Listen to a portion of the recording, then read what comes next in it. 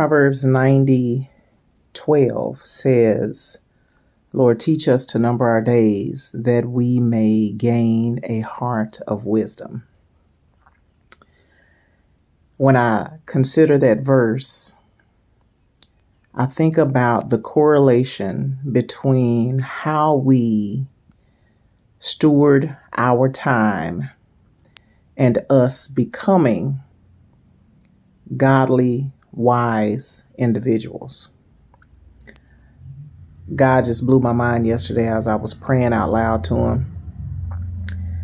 And I don't really watch TV, right? I don't really watch movies. I just don't have an interest in it. If I am watching television, I'm usually watching something very old like The Rifleman or Bonanza, some of those old shows. I also like watching camping shows on YouTube.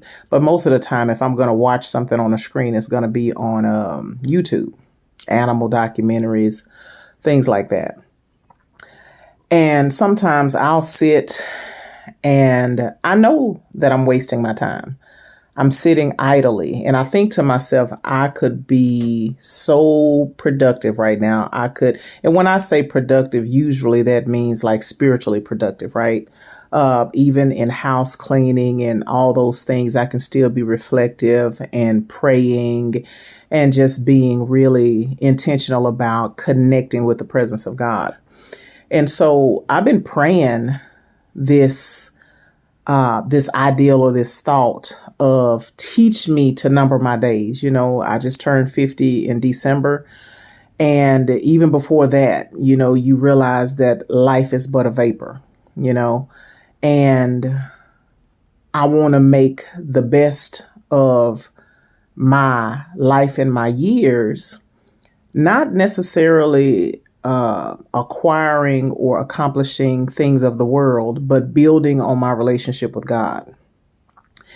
And so over the years, I've witnessed a transition within myself where I don't have a lot of interest in things of the world. I just don't. I don't have them. And, some people might call that a lack of ambition, but I don't. I feel like I'm an ambitious person. I'm just ambitious in the things of the Lord, not things of the world. And it's nothing wrong with desiring certain things. That's not what I'm implying. But me personally, there are not a lot of things in this world that pique my interest outside of things that can remind me of, point me to, or fuel the presence of God in my life, right?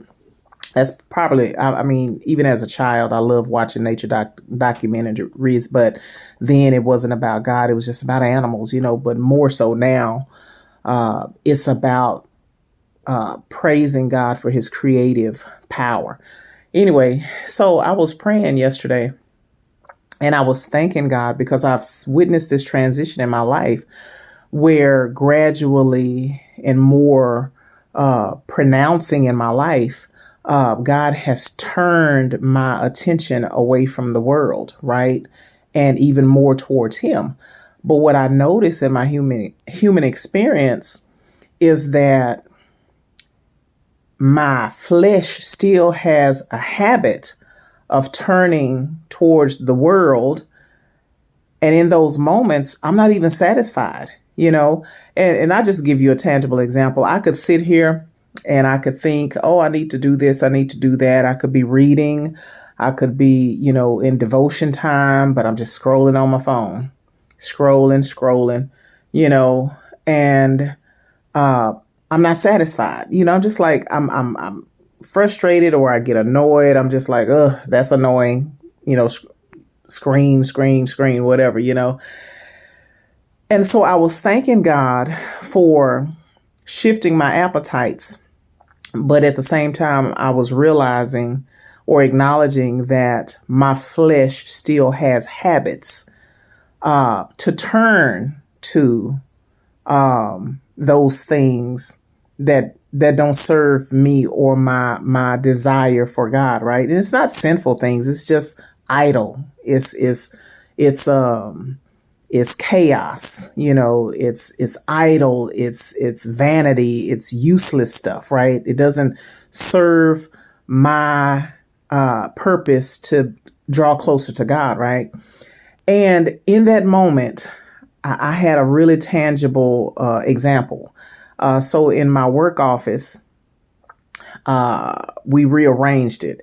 And so for the longest, since I've been here, my work desk is facing a window. Even though my window is up high, I can still see squirrels and birds and things like that, right? But recently, I put my desk facing a different wall. And as long as I've been in that position, about 8 years, I have a cork board to my left that had pertinent information that I would reference during my workday all the time. So all I do is just look to my left, get the information I need, and continue to do my work, right? And so since I've moved my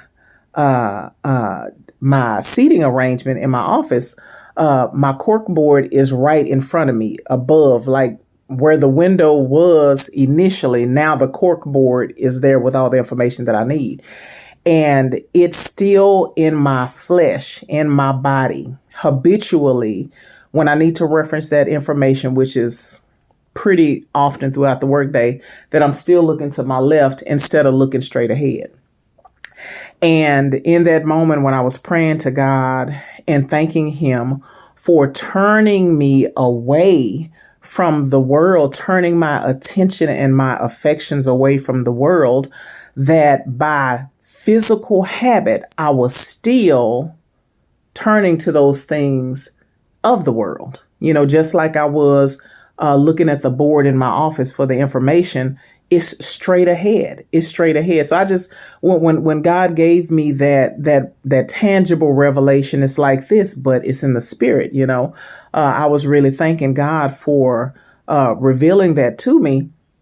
And so, of course, I know with time and intentionality and effort, I will no longer look to the left for that information. I'll keep my eyes straight ahead, which is where the information is.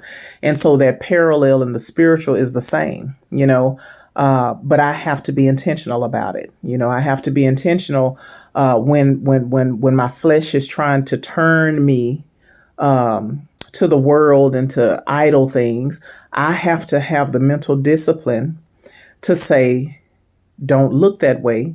Look straight ahead. And when I say look straight ahead, that means to refocus on the things of the spirit and to resist the things of the flesh. So anyway, I thought that was pretty profound to me. Don't know if it makes sense, but it made sense to me.